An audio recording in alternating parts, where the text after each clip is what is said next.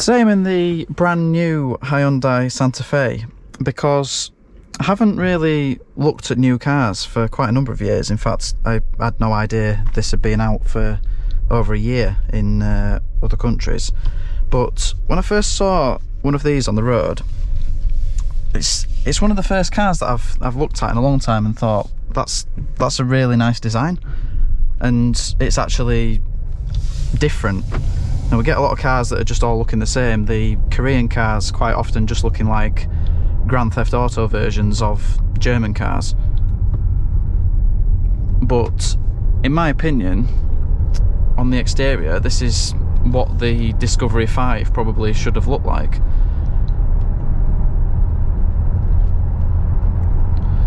So this is a premium spec with a few optional extras.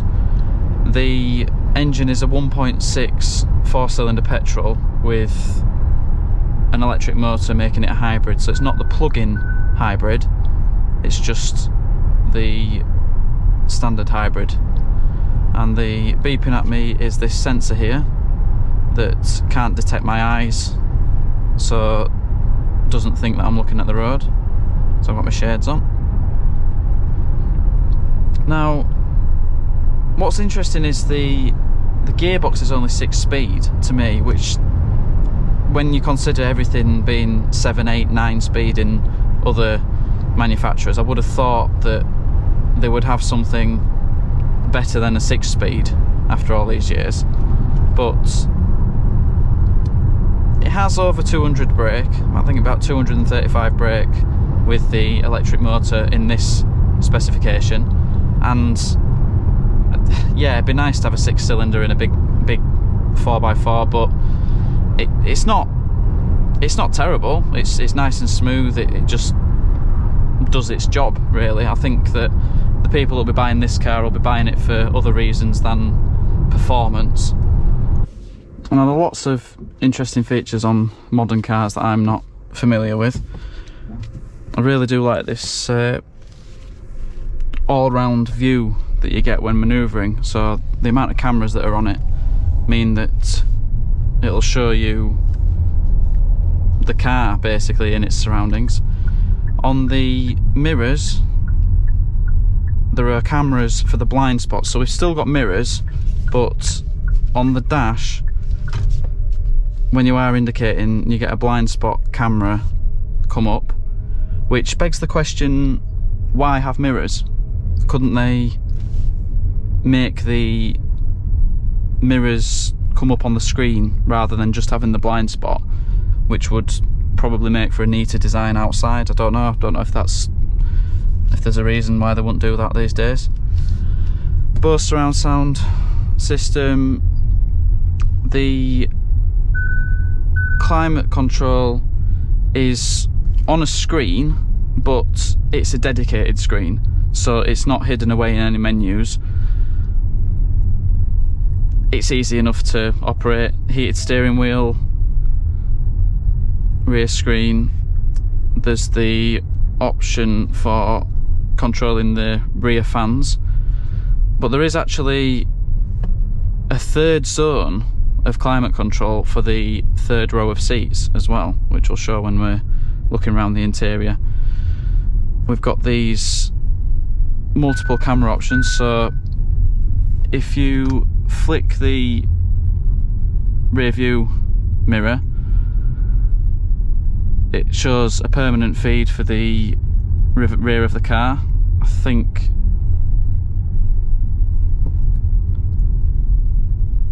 that's the front. Yeah, that is the front. Gets really confusing because we've got a view of the back, view of the rear, a view of the front at the same time. I didn't know that was possible, that one. So we've got a camera at the front.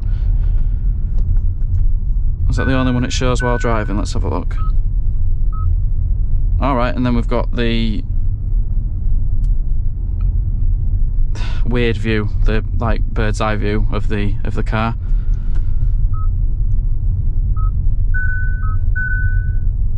That must be so that's the bump, that's the camera that's lower down on the tailgate. That's the one that's near the brake light. You have to excuse how alien all this is to me. I've this is the newest car I've driven ever. I've never driven a brand new car with all these features. The only thing I'm bothered about really is having CarPlay, which this does have, wireless CarPlay, but I haven't set it up yet. So that might be an interesting thing to see if I can figure out how to set it up, because it's previously had CarPlay. Perhaps you need to plug it in before being able to get wireless CarPlay. Anyway, let's have a look at the interior and exterior as well.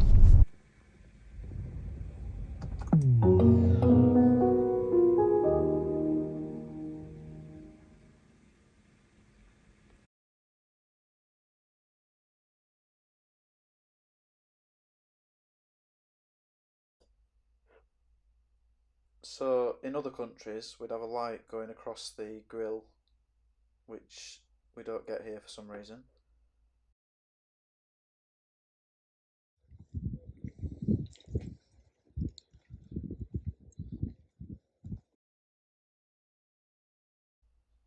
Well, I think if someone said this was the latest Land Rover Discovery, you wouldn't bat an eyelid. I'd say it's probably even better looking than the current Discovery, and it definitely looks like less of a toy than the current Defender. People are criticising the rear compared to the front, but I think really this is the best we get these days in terms of having a nice boxy vehicle.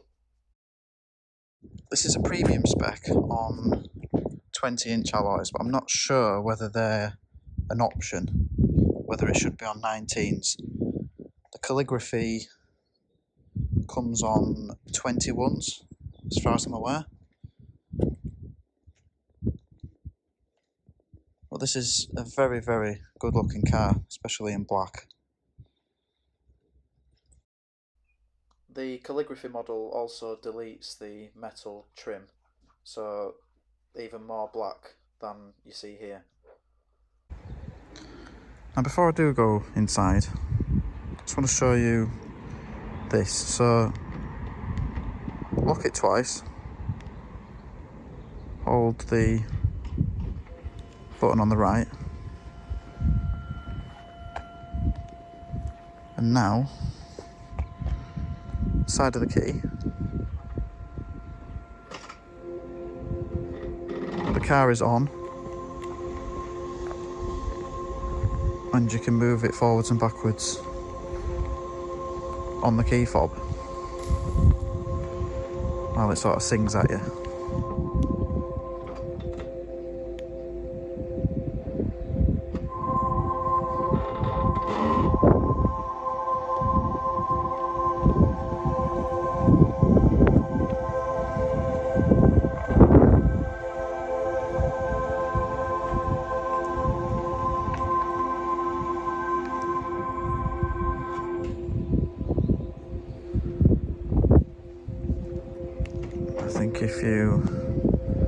I think now it's on. So I think the point of this is, if your car got stuck in a tight parking space, you would be able to move the car out. So when you get in and out, so when you turn everything off, open the door, the seat moves back and the steering wheel moves out of the way to apparently allow easy access, and obviously when you get in, moves forward.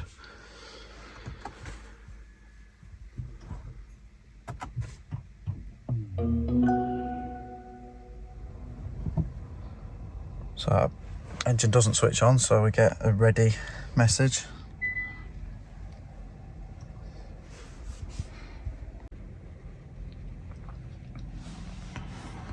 So inside we get a follow-on from the H-style headlights around the vents. This one looks correct, but it sort of looks like they should have done the same thing in the middle here rather than stretch it out. So we'd have like another one there. I find a bit odd. I still haven't figured out how to connect the CarPlay. But I don't know if it sort of suggests that you need to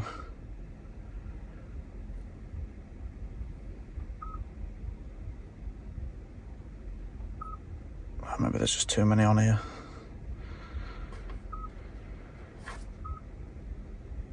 I don't know how to go home. Anyway, so we've got wireless charging on both sides here.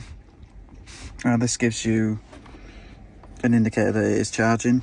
We've got these USB sockets here, and you can select between using it for data and just charging, which is probably convenient when you've got multiple people's phones in the car.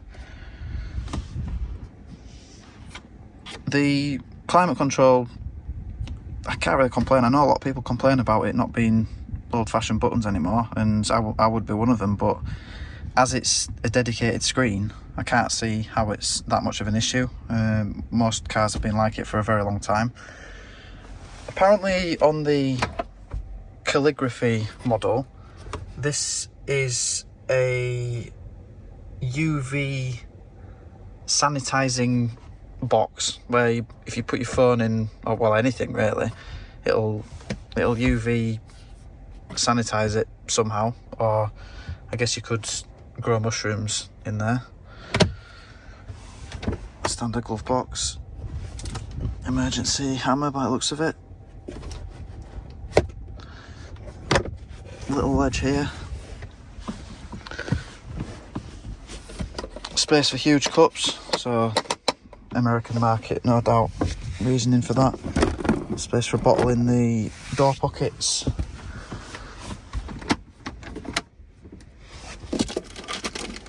Loads of room in here. Apparently that's one tray. Oh wow,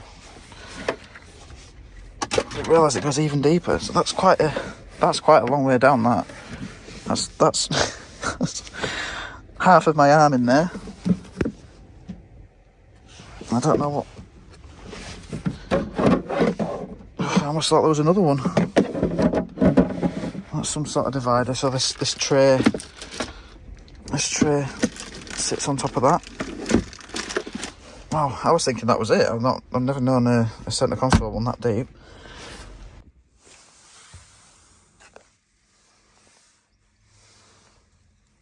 Huge space under here as well.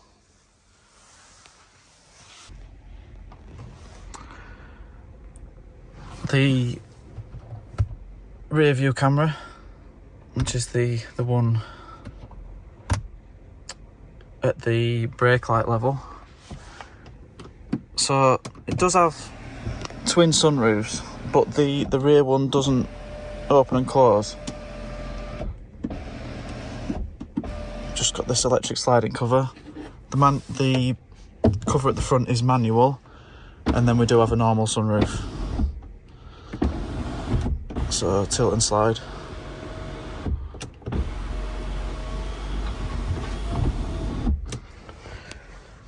The interior, if it hadn't been for obviously knowing what car I'm in, I wouldn't have known. If someone sent me a picture of this interior, I would have had no idea it was a Hyundai. They've kept Hyundai off the steering wheel. It's nothing like the previous model. It's just its own thing, and I think that really is credit to itself. It's a unique new design.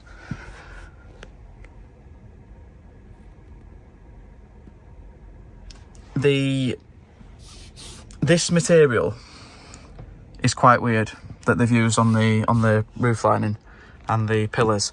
So straight away I've noticed it's got these like marks on it, and it sort of looks like it's just been, a bit like suede or velour, where you rub it one way and then it'll go away. But it's like they don't go away, so you can scratch it like this. So I'm not damaging it, I'm just sort of running my nails across it. But then you see they don't rub away. So I imagine there'll be some sort of brush for doing this, but I can just imagine this will annoy quite a lot of people, especially if the kids are in the back and they obviously put the handprints everywhere. and they can't easily get rid of them. Just look at the size of these doors. Look how big, square, rectangle, huge, wide opening door.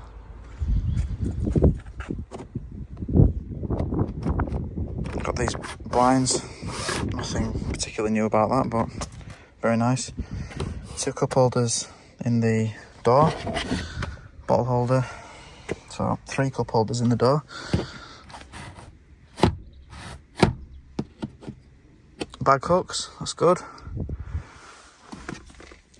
USB charging in the side of the seats. Another 2 cup holders in the middle. Tilt and slide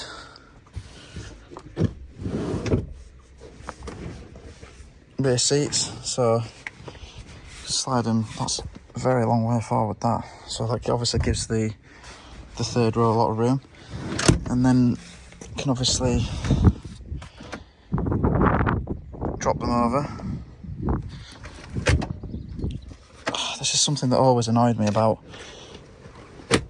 cars with folding seats. So you'll see you press that with a button, folds forward. This must be to let people in the back, but then when you grab it and put it back, it doesn't go back to the position it was in. You seem to get this with a lot of cars. I don't know why. And then you have to pull the lever to get it into the position you want it in. It's really odd how they haven't mastered that in all these years. Huge sunroof at the rear, really nice space to be in the back here. I've got quite long legs myself, obviously this seat's a little bit forward.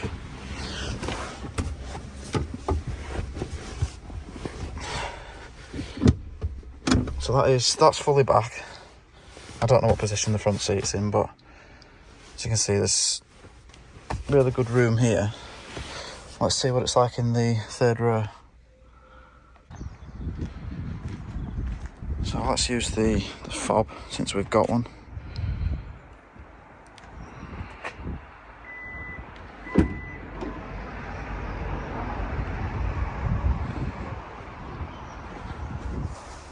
So you'll see it's been praised for having a very large capacity boot.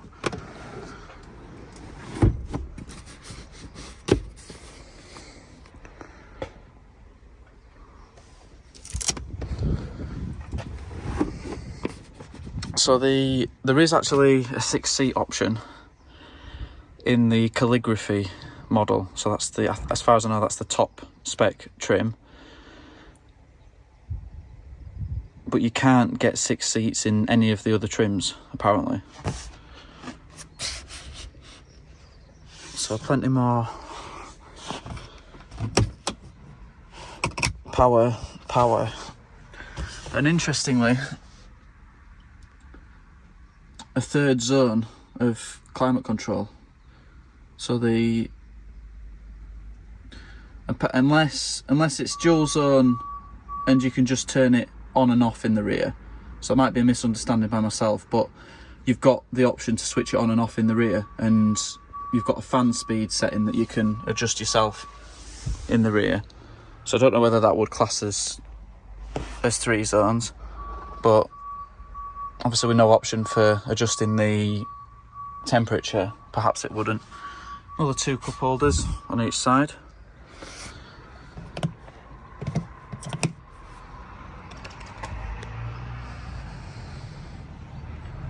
I'm not sure what these... right, okay. So you press these buttons here and it chucks the seats forward. So I'm assuming if they were back and that obviously was down, then it would have gone straight down into that position. Let's have a look, let's check that out. I've got it here.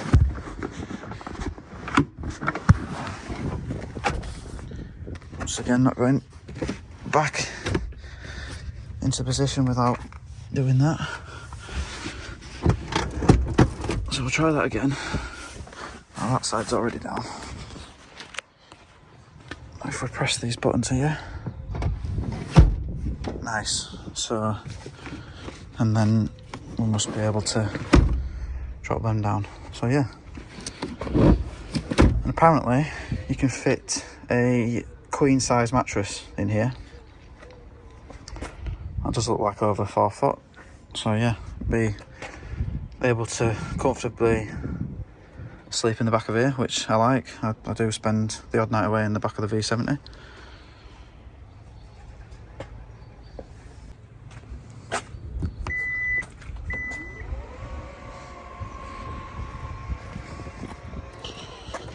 So now to try and get in the rear.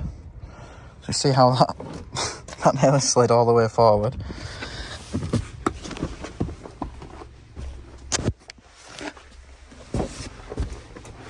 Right, so with the rear seats fully back, I wouldn't be able to fit in here.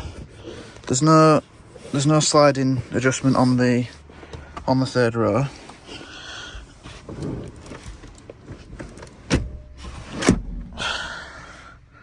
And then obviously I can't. Oh, hang on. If I press that button, it does let me do it. Ah, right. Okay. That makes more sense now. You can hold that to unlock it. So comfortably sat in the third row, but doesn't leave a massive amount for the second row. But still impressive, very impressive. I don't think it's cosy, so I don't think it'd be a case of you'd get claustrophobic or anything. It's just convenient to have for when you do need this many passengers.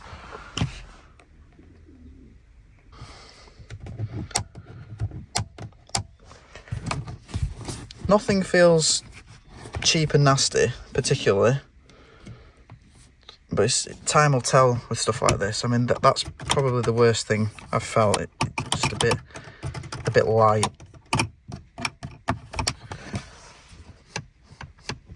These all feel all right, but it's how long they last, how long they, how will they feel in a few years.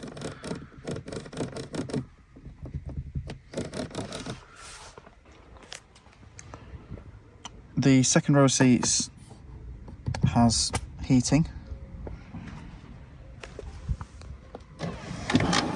That's another button for that. Another button that does the same thing in a different place. Very low down as well. But yeah, I'm pleased to have figured out that you can actually hold that button to adjust the rear of the seat. This is the camera that you can view in the rear view mirror, and this is the one that comes up for parking.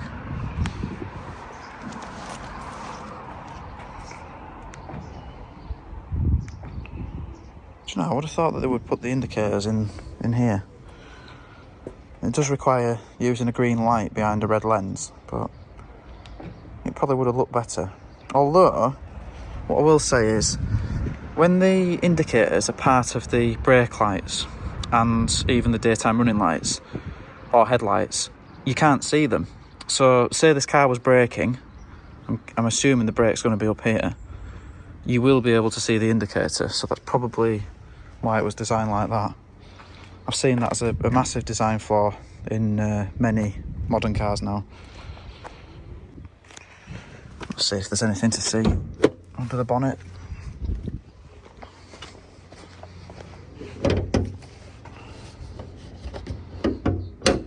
Near the centre, that's good. I like that. Fed up of trying to find them somewhere over here, and then half the time they're attached to the bonnet and you can't find them. I've never been this close to a brand new car. So 1.6 4-cylinder. All good while it's new, innit?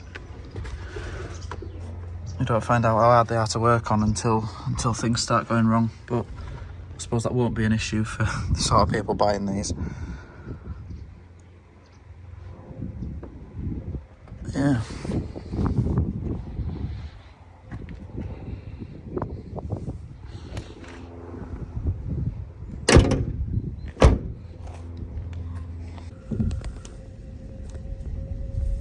It does have a head-up display, which apparently on the calligraphy model is larger, but I think it's just a good size that's not too interruptive on here.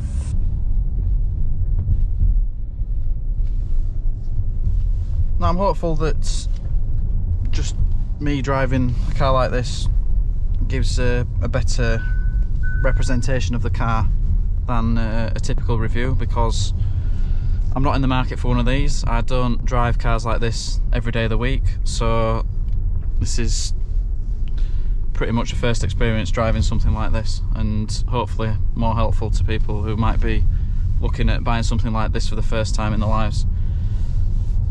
I can't see why anyone keeps buying Land Rover products. They just break and the customer service is terrible. Yeah, they drive nice and that's it, and they drive nice when they're driving, but they don't drive for long.